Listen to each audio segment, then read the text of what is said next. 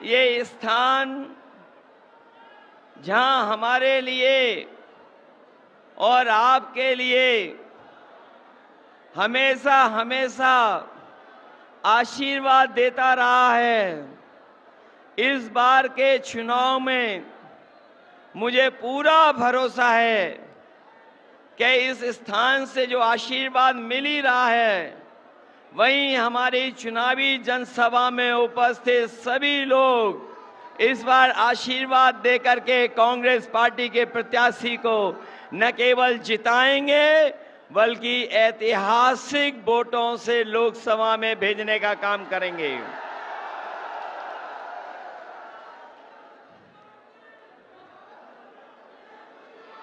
मैं देख रहा हूं कि जब से इंडिया गठबंधन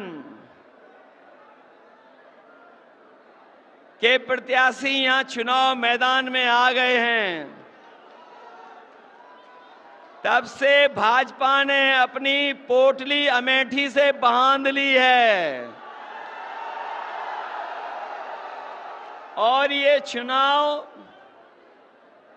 ऐतिहासिक चुनाव होने जा रहा है, जहां एक तरफ अमेठी में अभिनय है, दूसरी तरफ हमारे जो कांग्रेस के प्रत्याशी हैं, जो अभिनय के मुकाबले में एक सीधे सादे विनय के रूप में आपके बीच में प्रत्याशी बने हैं, उनके बीच में चुनाव होने जा रहा है।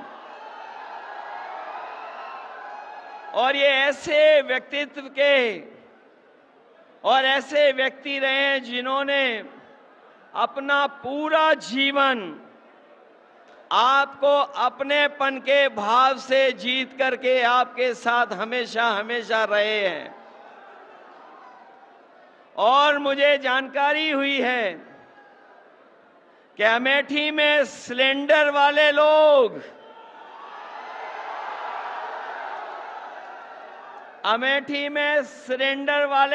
अब सरेंडर कर रहे हैं।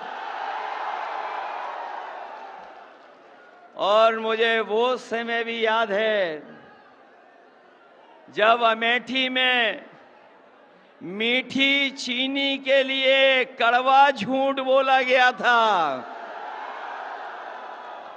याद है कि नहीं याद है? मीठी चीनी के लिए कड़वा झूठ बोला गया था और ये कड़वा झूठ बोलने वालों ने क्या आपको 13 रुपए किलो चीनी दी है क्या? और इस बार अमेठी वाले कह रहे हैं कि जिन्होंने 13 रुपए किलो में चीनी नहीं दी है, उसको अमेठी वाले वोट नहीं देने जा रहे हैं। वो हमेशा हमेशा के लिए स्मृति हो जाएंगी। ये अमेठी की आवाज दिल्ली लखनऊ तक पहुंच रही है और मुझे तो ये लगता है कि जब से कांग्रेस और समाजवादी पार्टी साथ आए हैं, गठबंधन बन गया है, उन्होंने अपनी बंबई वाली टिकट कटवा ली है और वो घबराए हुए हैं। ये एक पे एक नहीं है, ये एक और एक 11 होकर के मुकाबला कर रहे हैं हम लोग। और जब 1 और 1 11 हो गए हैं तो भारतीय जनता पार्टी वाले 9-2-11 हो जाएंगे। बताओ 9-2-11 हो रहे हैं कि नहीं हो रहे हैं? और इन बीजेपी वालों की हर बात झूठी निकली कि नहीं निकली? इनके वादे झूठे थे कि नहीं थे? ये वही भारतीय जनता पार्टी के लोग हैं। याद करना किसान भाइयों, आपको अपने हक अपनी पैदावार की कीमत के लिए आपको दिल्ली तक में जाकर के धरना देना पड़ा था। किसानों को उन्हें तकलीफ पहुंचाने के लिए इन्होंने सड़कों को बंद कर दिया था, सड़कों पे कीलें लगवा दी थी, ट्रैक्टर को, गाड़ियों को डीजल पेट्रोल नहीं भरने देते थे। लेकिन हम अपने किसानों को बधाई देंगे कि उन्होंने परवाह नहीं की और दिल्ली जाकर के दिल्ली घेर लिया और तब तक बैठे रहे जब तक काले कानून वापस नहीं हो गए। ये काले कानून के बहाने हमारे किसानों की पैदावार को लूटना चाहते थे, उनकी जमीन को कब्जा करना चाहते थे। ये काले कानून तो चले गए हैं, लेकिन अभी हमारे किसानों को जो उनका हक, जो अधिकार मिलना चाहिए था, वो सरकार ने नहीं दिया है। इस बार इंडिया गठबंधन और समाजवादी पार्टी ने तय किया है कि 4 जून के बाद जब सरकार बनेगी तो अपने किसानों को एमएसपी का कानूनी अधिकार दिला करके किसानों को खुशहाल बनाने का काम करेंगे। न केवल खुशहाल बनाएंगे उन्हें, बल्कि उनकी पैदावार से लेकर के अगर हमें किसी भी तरह की उनकी मदद करनी पड़ेगी तो इंडिया गठबंधन और समाजवादी पार्टी और कांग्रेस पार्टी मिलकर के अपने किसानों को सम्मान दिलाने का काम करेंगे। ये नौजवान अभी भूले नहीं है पेपर लीक। क्या आप लोग पेपर लीक भूल गए? कोई परीक्षा इस सरकार में हुई, सब परीक्षाएं रद्द हो गईं और लीक के बाद लीक हुए पेपर, सब पेपर लीक करा दिए। कोई एक पेपर लीक नहीं कराया, 10 से ज्यादा पेपर लीक कराए। और ये paper leak Bharatiya Janata party ने जानबूझ के कराए और इसलिए कराए कि उन्हें नौकरी न देनी पड़ जाए। मैं नौजवानों से कह करके जा रहा हूं, ये केवल आपके नौकरियों से खिलवाड़ नहीं किए इन्होंने आपके भविष्य और 1/3 जीवन से खिलवाड़ की है। इसलिए जहां किसान तैयार है, वहीं हमारा नौजवान भी तैयार है। आप तैयार हो कि नहीं हो? तैयारी से इनका मुकाबला करिए, क्योंकि आने वाले समय में आपको सम्मान का रोजगार तो मिलेगा ही मिलेगा। और जो अधूरी नौकरियां पड़ी हुई हैं, खाली पड़ी हुई हैं नौकरियां सरकार की, सब नौकरियां भर करके इन नौजवानों को सम्मान का रोजगार और नौकरी देने का काम कांग्रेस और समाजवादी पार्टी करेगी। इसलिए आपसे हम निवेदन और अपील करने आए हैं। 4 चरणों का चुनाव खत्म हो चुका है, 4 चरणों का चुनाव खत्म हो गया है। और जब से 4 चुनाव खत्म हुए चरणों के, बताओ भारतीय जनता पार्टी चारों खाने चित्त हो गई है कि नहीं हो गई है? इनका रथ धस नहीं गया है, फंस गया है, अब निकलने वाला नहीं है।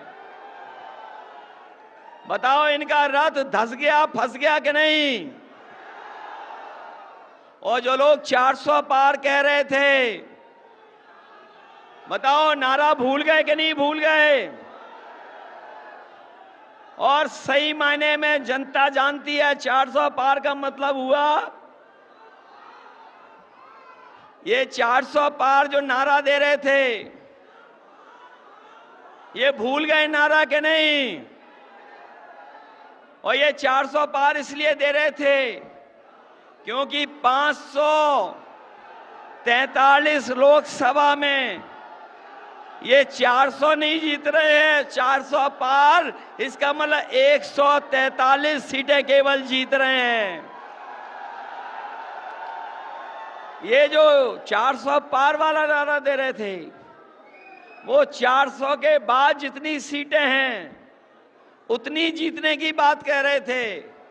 अगर लोकसभा में 543 सीटें हैं तो 400 हटा दोगे तो कितनी सीटें बची? 143, लेकिन देश की जनता ने तय कर लिया है, 140 करोड़ की जनता ने तय कर लिया है कि इस बार बीजेपी वालों को 140 सीटों के लिए भी तरसा देंगे। बताओ, ये संविधान बदलना चाहते हैं कि नहीं बदलना चाहते हैं? ये संविधान बदल करके हमारे आपके हक को छीनना चाहते हैं, ये हमारे आपके अधिकारों को छीनना चाहते हैं। जो लोग संविधान बदलने को निकले हैं, उन्हें बताओ, बदल दोगे कि नहीं बदल दोगे? बदलोगे कि नहीं? आप लोग घबरा तो नहीं जाओगे? डर तो नहीं जाओगे? अपने बूथ पे तो पहुंच जाओगे ना? सोचिए, कभी हमारे साथियों, आपने कभी सोचा कि जो इन्हें सबसे बुरे लगते थे लोग, कभी सोचना जाकर के बीजेपी वालों को जो लोग सबसे बुरे दिखते थे, आज बताओ उनसे झुक करके सहयोग और मदद मांग रहे हैं कि नहीं मांग रहे हैं? ये हमारे पिछड़े समाज के लोग क्या पिछड़े रह जाओगे? क्या आपको समझ में नहीं आ रहा? क्या आ रहा है समझ में सब कुछ के नहीं आ रहा है? बताओ, बीजेपी वालों ने कितना बदनाम किया था समाजवादियों को, याद है कि नहीं याद है? और आज उनके सामने ये झुक गए कि नहीं झुक गए? क्या मुझे नाम लेना पड़ेगा कि जिनके सामने झुक गए ये? आप बात समझ गए कि नहीं समझ गए? जो हमारे विधायक थे उनके सामने झुक गए कि नहीं झुक गए? बताओ, उन्हें झूठा फंसाया कि नहीं फंसाया? उन्हें झूठा फंसाया, और आज जब खुद फंस गए तो जाकर के उनके सामने झुक गए जाकर के। बताओ, झूठा फंसाया और आज जब खुद फंस गए, जब खुद फंस गए तो बताओ झुक गए कि नहीं झुक गए? और दूसरा आदमी तो बड़ा कमाल का है, एक और है जो हाल में हमें धोखा देके गया है। उसे पहचानते हो कि नहीं पहचानते हो? समाजवादियों, पहचानते हो जिसने अभी हाल में धोखा दिया? सुना है जब से धोखा दिया है नई नई गाड़ी आ गई है।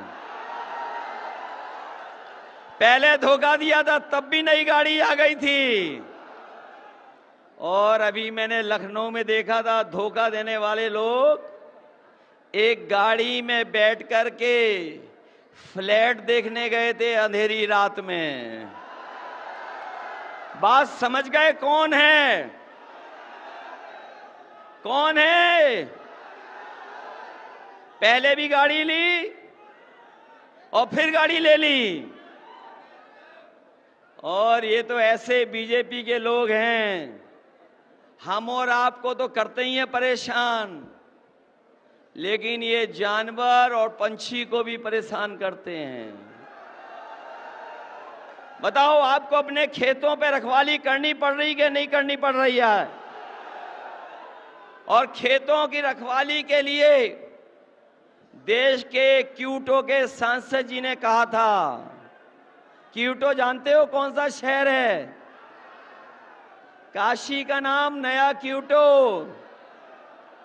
उन्होंने कहा था कि ये खुला जानवर की समस्या की समाधान हो जाएगा। बताओ, हर दिन जान जा रही कि नहीं जा रही है? न केवल जान जा रही है, बल्कि हमारे किसानों को अपने खेतों की रखवाली करनी पड़ रही है। रखवाली करनी पड़ रही कि नहीं पड़ रही?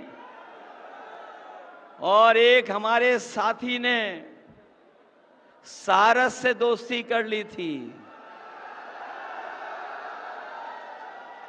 सोचो, हम समाजवादी लोग हैं, हम लोग जितना इंसान से प्यार करते हैं उतना ही पेड़ पंछियों से भी प्यार करते हैं। बताओ, सारस से दोस्ती कर ली, बताओ उसे पकड़ करके ले गई कि नहीं ले गई? ये लोग, इन्होंने परेशान किया था कि नहीं किया था? इसलिए इनको सजा देने का काम करना, और सजा इसलिए भी देना कि इन्होंने बोरी से चोरी की है। बोरी सी की चोरी याद है आपको? पहले कितने किलो चोरी की और आज कितने किलो चोरी हो गई? ये बीजेपी वाले आ गए तो आपको खाद भी नैनो यूरिया की तरह पाउच में खरीदनी पड़ेगी। इसलिए किसान भाइयों, सावधान हो कि नहीं हो? सावधान हो कि नहीं हो? इसलिए हम आपसे निवेदन करने आए हैं, मैं आपसे अपील करने आया हूं, मैं आपसे अपने एक एक समाजवादी साथी से, जहां कांग्रेस पार्टी के लोग तो मेहनत कर ही रहे हैं, हम अपने समाजवादी साथियों से भी अपील करने आए हैं। जो मैं दूर तक देख रहा हूं, दोपहरी में गमछा सर पे रख करके खड़े हुए लोग हैं। मैं निवेदन करना चाहता हूं सबसे, इस बार कांग्रेस पार्टी के प्रत्याशी को जिताओगे?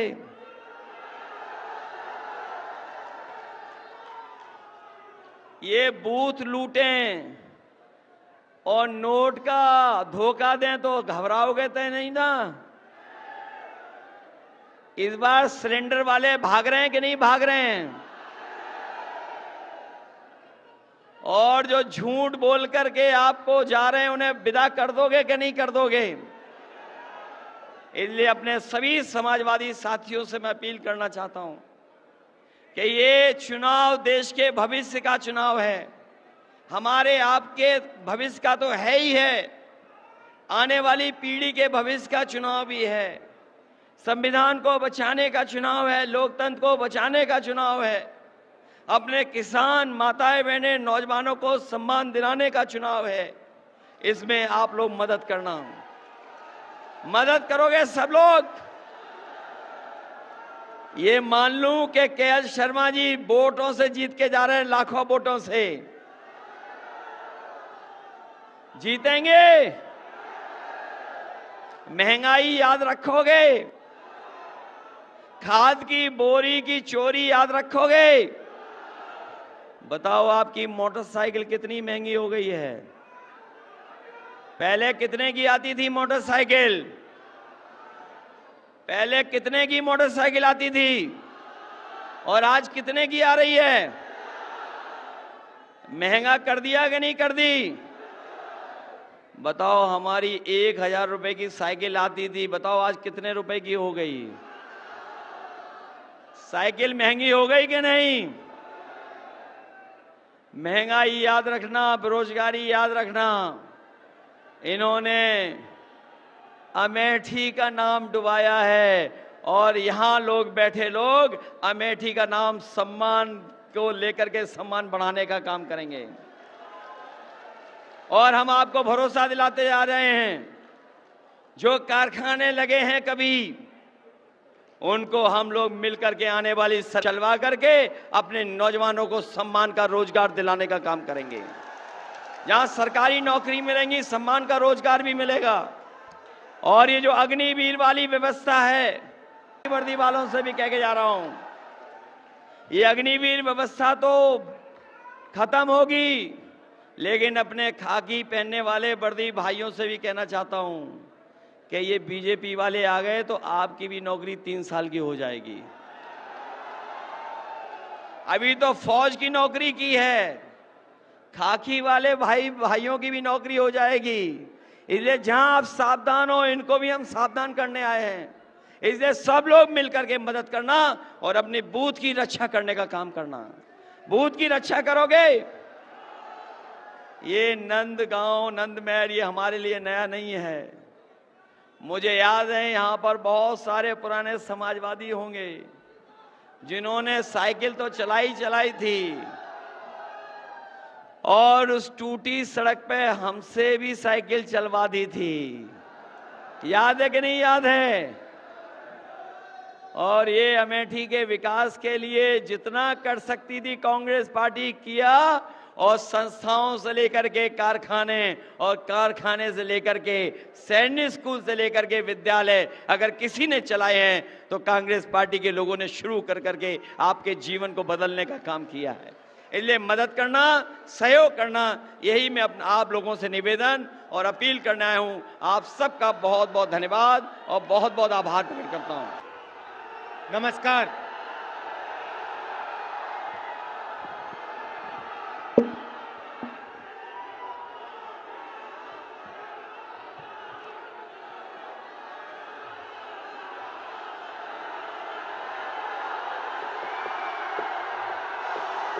राहुल गांधी जी, मोहब्बत का जोश है, मोहब्बत का जोश है जो आपके सामने सुनाई पड़ रहा है। देखिए, सबसे पहले मैं आपको शुरुआत में एक बात कहना चाहता हूं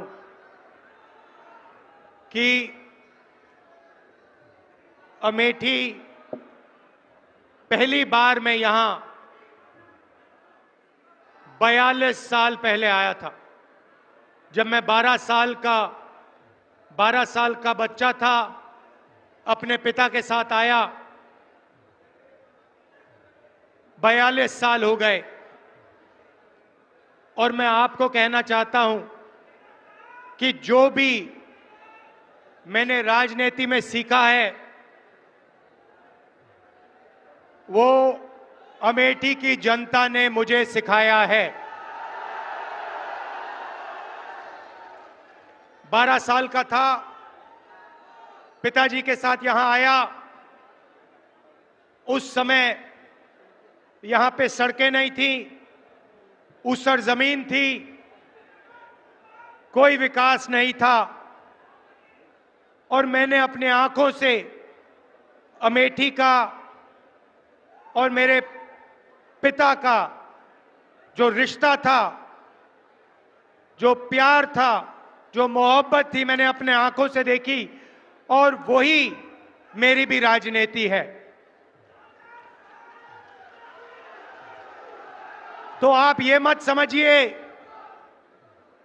कि मैं रायबरेली से चुनाव लड़ रहा हूं। मैं आपका हूं, अमेठी का हूं, था और रहूंगा।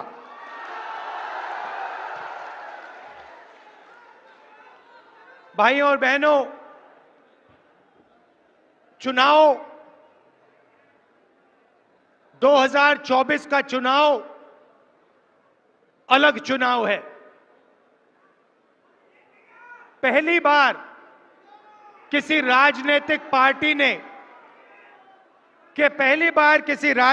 पार्टी ने उनके नेताओं ने साफ कहा कि हम इस संविधान को खत्म कर देंगे, नष्ट कर देंगे, फेंक देंगे। भाइयों और बहनों, ये गांधी जी की, अंबेडकर जी की, जवाहरलाल नेहरू जी की और हिंदुस्तान के सारे नागरिकों की देन है। आप इसको मिटने दोगे? कोई शक्ति है दुनिया में जो इसको मिटा सकती है? पहला काम भाइयों और बहनों, संविधान की रक्षा करनी है। क्यों? क्योंकि ये आपकी आवाज है, ये आपका भविष्य है, इसमें आपकी सोच है। जो भी गरीबों के लिए हुआ है आज तक हिंदुस्तान में, चाहे जमीन का अधिकार हो, किसानों की मदद हो, हरी क्रांति, सफेद क्रांति, जो भी प्रगति हुई है भाइयों और बहनों, इस किताब के बल पर हुई है। यही आपकी प्रगति की नींव है और नरेंद्र मोदी इसको नष्ट करना चाहते हैं। अगर ये गायब हो जाएगा तो पब्लिक सेक्टर खत्म हो जाएगा, नौकरियां खत्म हो जाएंगी, महंगाई आसमान तक पहुंच जाएगी, रिजर्वेशन खत्म हो जाएगा और आपके जो सारे के सारे हक हैं वो एक के बाद एक, एक का बाद एक के बाद आपसे छीन लिए जाएंगे। भाइयों और बहनों, सच्चाई यह है कि इसके बिना हिंदुस्तान में 22-25 अमीर लोगों के पास हक बचेंगे। किसानों के हक, मजदूरों के हक, युवाओं के हक, माताओं बहनों के हक सब छीन लिए जाएंगे। इसीलिए सबसे जरूरी काम है इस संविधान की रक्षा करना है, जान से रक्षा करना है, दिल से रक्षा करना है।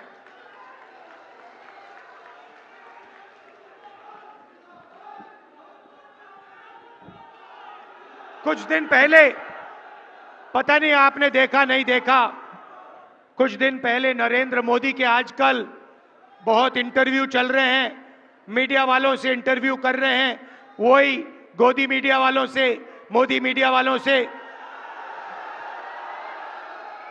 भाइयों और बहनों, ये मीडिया वाले जो हैं ये आपके नहीं हैं, ये हमारे नहीं हैं, ये अदानी अंबानी के हैं, ये नरेंद्र मोदी के हैं। आपने कभी मीडिया में किसान की बात सुनी है, मजदूर की सुनी है, बेरोजगारी, महंगाई कभी सुनी है मीडिया में? नहीं।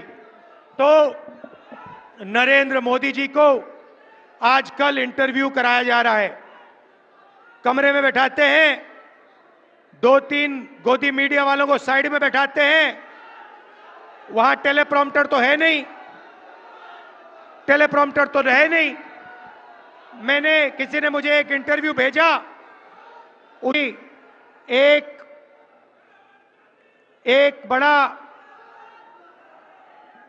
इकोनॉमिस्ट है, उसने कहा कि हिंदुस्तान में अमीर बढ़ते जा रहे हैं, चुने हुए लोग और अमीर होते जा रहे हैं और गरीब लोग गरीब होते जा रहे हैं। पत्रकार ने नरेंद्र मोदी जी से पूछा कि आप इसके बारे में क्या सोचते हो कि अमीर अमीर होते जा रहे हैं और गरीब गरीब होते जा रहे हैं, इसके बारे में आप क्या सोचते हो? नरेंद्र मोदी जी का जवाब आता है, अकड़ के बोलते हैं, क्या सबको एक जैसा बना देना चाहिए? नरेंद्र मोदी जी चाहते हैं कि देश में अमीर लोग 22-25 लोग अमीर रहे और गरीब लोग गरीब रहे। भाइयों और बहनों, नरेंद्र मोदी जी ने 16 लाख करोड़ रुपया 22 लोगों का कर्जा माफ किया है। 22 लोगों का 16 लाख करोड़ रुपया, 16 लाख करोड़ रुपया मतलब 24 साल का मनरेगा का पैसा नरेंद्र मोदी जी ने 22 लोगों के जेब में डाल दिया। हमने कर्जा माफी की थी 70,000 करोड़ रुपए की। नरेंद्र मोदी जी ने 24 साल अगर कर्जा माफी हो तो उतना पैसा नरेंद्र मोदी जी ने 22 लोगों का कर्जा माफ किया है। अब सवाल उठता है कि कांग्रेस पार्टी और इंडिया गठबंधन क्या करेगी। मैं आपको आज अमेठी की जनता को, माताओं बहनों को यह बताने आया हूं, भाइयों और बहनों, अगर वो 22 अरबपति बना सकते हैं तो हम लोग, खारगे जी, राहुल गांधी, अखिलेश यादव, हम करोड़ों लाखपति बना सकते हैं। अमेठी के गरीब लोगों से कह रहा हूं, अच्छी तरह सुनिए। 4 जून अमेठी के सारे गरीब लोगों की लिस्ट बनेगी। उत्तर प्रदेश के गरीब लोगों की लिस्ट बनेगी। हर प्रदेश के गरीब लोगों की लिस्ट बनेगी 4 जून। अभी ताली मत बजाओ, अभी मैंने बात बोली नहीं। 4 जून लिस्ट बनेगी। हर गरीब परिवार में से, अमेठी के हर गरीब परिवार में से एक महिला का नाम चुना जाएगा। एक महिला का नाम अमेठी के हर गरीब परिवार में से चुनी जाएगी। वैसे ही जैसे अमेठी में होगा वैसे पूरे हिंदुस्तान में होगा। और फिर 5 जून को हम कानून बना देंगे। भाइयों और बहनों, अमेठी के हर गरीब परिवार में एक महिला चुनी जाएगी। उसके बैंक अकाउंट में साल का 10,000 नए, 50 नए, 70,000 नए, 80 नए, 90 नहीं, साल का 1 लाख रुपया बैंक अकाउंट के अंदर।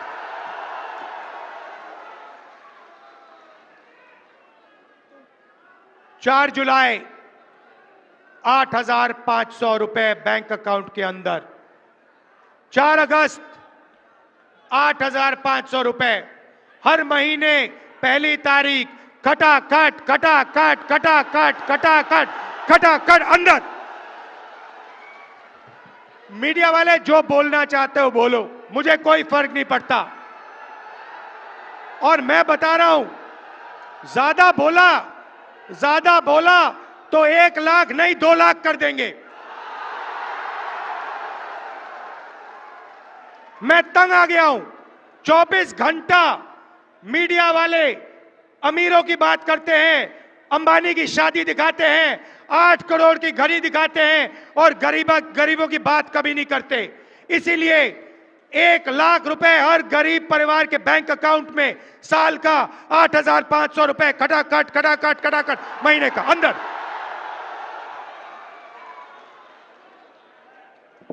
नरेंद्र मोदी जी ने किसानों का कर्जा माफ नहीं किया। अमेठी के सारे गरीब किसानों का कर्जा माफ हम करके दिखाएंगे। अमेठी में, उत्तर प्रदेश में आपको सही दाम नहीं मिलता। किसानों को अनाज के लिए, शुगर केन के लिए, आलू के लिए, गन्ने के लिए सही दाम नहीं मिलता। मार्केट में जाओ, कुछ भी खरीदो, उसका सही दाम मिलता है। चिप्स का पैकेट खरीदो, उस पे प्राइस लिखी होती है।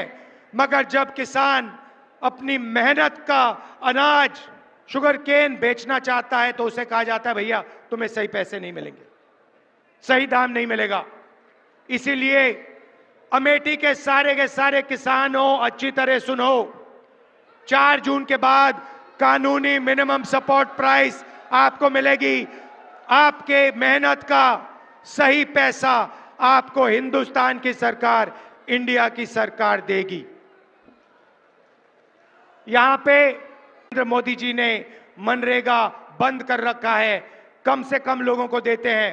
हम फिर से मनरेगा अच्छी तरह चालू करेंगे और 250 रुपए नहीं, 400 रुपए मनरेगा के लिए आपको मिलेगा। आशा और आंगनवाड़ी की महिलाएं जो अमेठी में अलग अलग काम करती हैं, मैं जानता हूं, आपने मुझे बताया था कि आपको सही दाम नहीं मिलता, आपको सही पैसा नहीं मिलता है। 4 जून आपकी आमदनी हम दुगनी करने जा रहे हैं। जो आपको आज मिल रहा है, दुगना आपको 4 जून के बाद मिलेगा। नरेंद्र मोदी जी ने यहां अमेठी की जनता पर आक्रमण किया। हम फूड पार्क लाए थे, हम फूड पार्क लाए थे। फूड पार्क से अमेठी बदल जाती। 40 अलग अलग कारखाने लगते। यहां पे चिप्स के कारखाने, अचार के कारखाने, टमाटो केचप के, फूड प्रोसेसिंग के सारे कारखाने लगते। नरेंद्र मोदी जी ने वो आपसे छीना। फूड पार्क आपको रोजगार देता।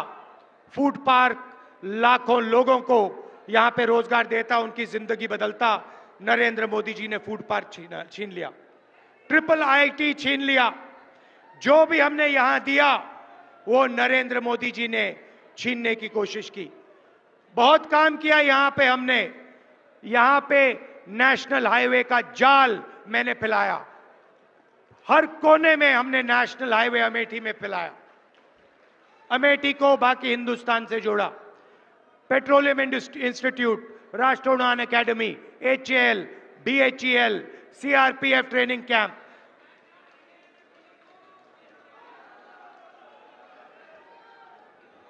कार्बाइन वाली फैक्ट्री जिसके बारे में मैं आपको बताऊंगा,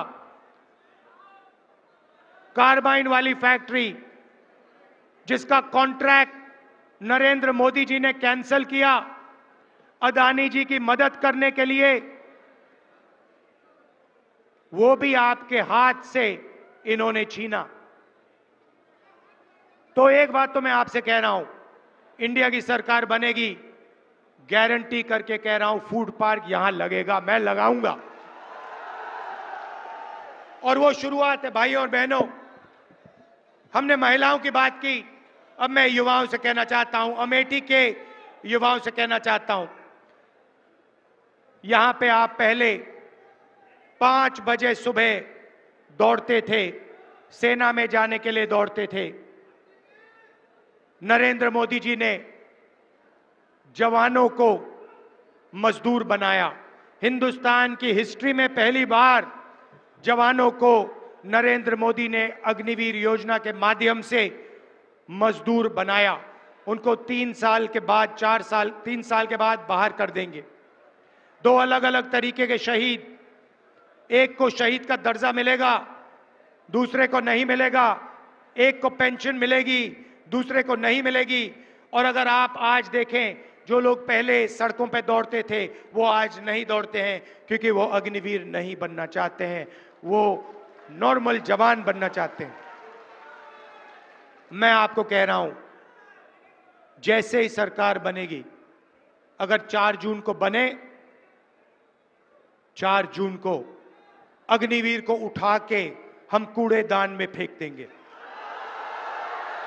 उठाकर यूं कूड़ेदान के अंदर, और एक ही तरीके का शहीद होगा।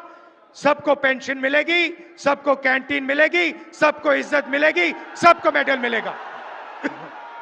भाई और बहनों, अग्निवीर सेना को नहीं चाहिए थी। अग्निवीर नरेंद्र मोदी जी ने अदानी जी की मदद करने के लिए सेना पर थोपा है। यह सेना नहीं चाहता, इसीलिए हम अग्निवीर योजना को कैंसिल कर रहे हैं, खत्म कर रहे हैं।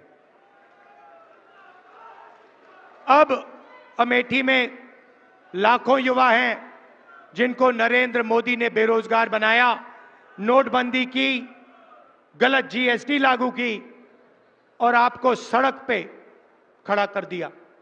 और जब आपने रोजगार मांगा, नरेंद्र मोदी जी ने कहा, अमेठी के युवाओं, नाले में पाइप डालो, नाले में पाइप डालो, गैस निकलेगी, गैस से चूल्हा जलाओ, पकोड़े बनाओ। यह आपका अपमान है, अमेठी के हर युवा का अपमान है। भाइयों और बहनों, हम अमेठी के युवाओं को, हिंदुस्तान के युवाओं को एक अधिकार देने जा रहे हैं। पहली नौकरी गारंटीड, पहली नौकरी पक्की का अधिकार। बेरोजगार युवा, diploma holders, university graduate, college graduate, इन सबको यह अधिकार मिलेगा।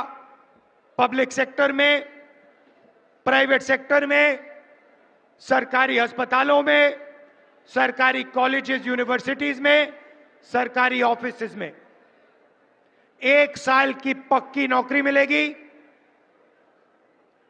बेहतरीन ट्रेनिंग मिलेगी और बैंक अकाउंट में महीने का 8,500 रुपए खटाखट खटाखट खटाखट खटाखट खटाखट, साल का 1 लाख रुपया हिंदुस्तान के बेरोजगार युवाओं को पहली नौकरी पक्की स्कीम में हम देने जा रहे हैं। अमेठी में लाखों युवाओं को फायदा होगा। भाई और बहनों, आपके बैंक अकाउंट में लाखों रुपए आएंगे, महिलाओं के बैंक अकाउंट में आएंगे, युवाओं के बैंक अकाउंट में आएंगे, किसानों के बैंक अकाउंट में आएंगे।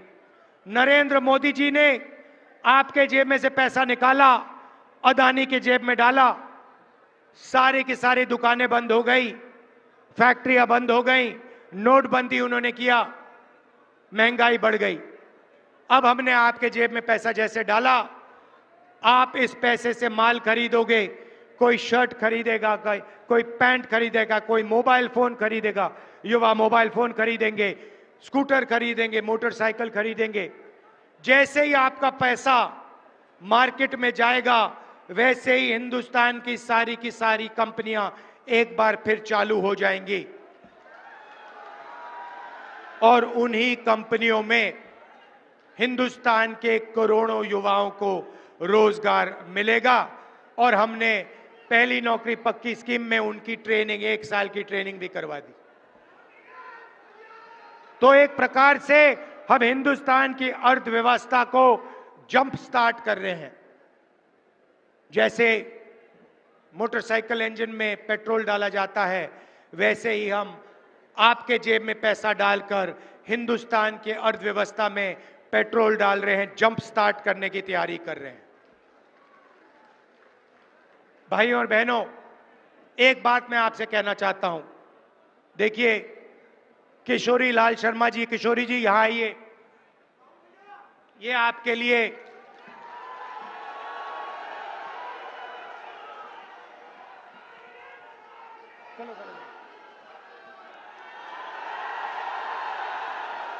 ये आपके लिए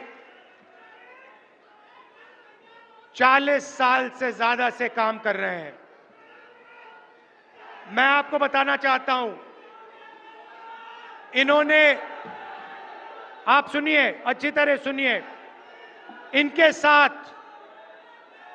साथ पापा ने, मेरे पिताजी ने 150 कोऑर्डिनेटर बनाए थे। सुनिए सुनिए, डिस्टर्ब मत कीजिए। 100, क्योंकि मैं गहरी बात बोल रहा हूं आपसे। 150 राजीव गांधी जी ने कोऑर्डिनेटर बनाए थे, ठीक है। उसमें किशोरी लाल शर्मा जी थे और उसमें 150 और अलग अलग लोग थे। किशोरी जी अमेठी में काम किए, आपके लिए काम किए, मगर अगर आप उन बाकी कोऑर्डिनेटर्स को देखो तो कोई पीसीसी प्रेसिडेंट बना, कोई मंत्री बना, कोई एमएलए बना, अलग अलग स्टेट्स में ये सारे के सारे लोग कहीं एमपी बने, कहीं एमएलए बने, कहीं पीसीसी प्रेसिडेंट बने, इन्होंने स्टेट चलाए। मगर किशोरी जी ने 40 साल अमेठी के जनता के लिए दिए हैं। इन्होंने आपके लिए सैक्रिफाइस किया है। मैं आपको बता रहा हूं, इन्होंने अपना राजनीतिक करियर अमेठी के लिए सैक्रिफाइस किया है, अपना खून पसीना अमेठी को दिया है। इनको आप एमपी बनाइए। मैं आपको दिल से कह रहा हूं, अमेठी की जनता को कह रहा हूं, मेरा आपके साथ गहरा रिश्ता है। आप इनको एमपी बनाइए। ये लोकसभा में आपकी आवाज रखेंगे। इनमें भैया कोई अहंकार नहीं है। अहंकार से नुकसान होता है। अहंकार से अमेठी का बहुत जबरदस्त नुकसान हुआ है। इनमें इतना से भी अहंकार नहीं है। ये कांग्रेस पार्टी के वर्कर थे, अब लीडर हैं। ये आपके मेंबर ऑफ पार्लियामेंट बनेंगे, दिल से आपके लिए काम करेंगे, खून पसीना आपको देकर काम करेंगे। मगर ये भी कहना पड़ेगा, ये आपके एमपी हैं, मैं रायबरेली का एमपी हूंगा, मगर मैं भी अमेठी का एमपी हूं। आप ये मत सोचो, मैं आपको बता रहा हूं, जो भी रायबरेली के लिए होगा, जो भी रायबरेली के लिए होगा, लिख लो आप, जो भी रायबरेली के होगा के लिए होगा, वही एग्जैक्ट चीज अमेठी के लिए होगी। अगर 10 रुपए विकास के रायबरेली जाएंगे तो 10 रुपए विकास के अमेठी आएंगे। अगर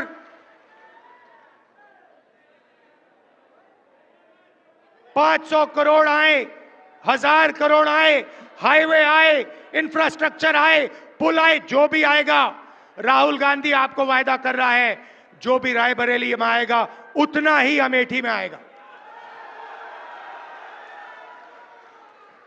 यह मैं आपसे कहना चाहता था। दिल से मैं जुड़ा हूं, दिल से मैं जुड़ा हूं। मैं आपका हूं और जो भी आप मुझसे चाहेंगे, जो भी आप मुझसे चाहेंगे हमारी सरकार बनेगी, आपको मिलेगा। मैं दिल से आपको कह रहा हूं। बीजेपी ने भाइयों और बहनों अमेठी का नुकसान किया है, आपसे फुटपाथ छीना, ये जो AK-47 की फैक्ट्री थी उसका कॉन्ट्रैक्ट छीना, पब्लिक सेक्टर की जो फैक्ट्री थी उनको प्राइवेटाइज कर रहे हैं, रेलवे को प्राइवेटाइज कर रहे हैं, आरक्षण छीनने की कोशिश कर रहे हैं, कॉन्स्टिट्यूशन को रद्द करने की कोशिश कर रहे हैं, वो सब है, मगर अमेठी को इन्होंने नुकसान पहुंचाया है, आपकी इमेज पर नुकसान पहुंचाया है। हम चाहते हैं कि अमेठी चमकता हुआ सितारा हो, पूरी दुनिया में आपका नाम हो, और जो पहले विकास होता था वही विकास एक बार फिर अमेठी में हो। फुटपाथ छीन लिया, नौकरियां छीन ली, तो किशोरी जी को जिताइए भारी बहुमत से कम 4-5 लाख से किशोरी जी को जिताइए। और मैं आपके साथ हूं, अमेठी के लिए जो होगा वो रायबरेली के लिए होगा।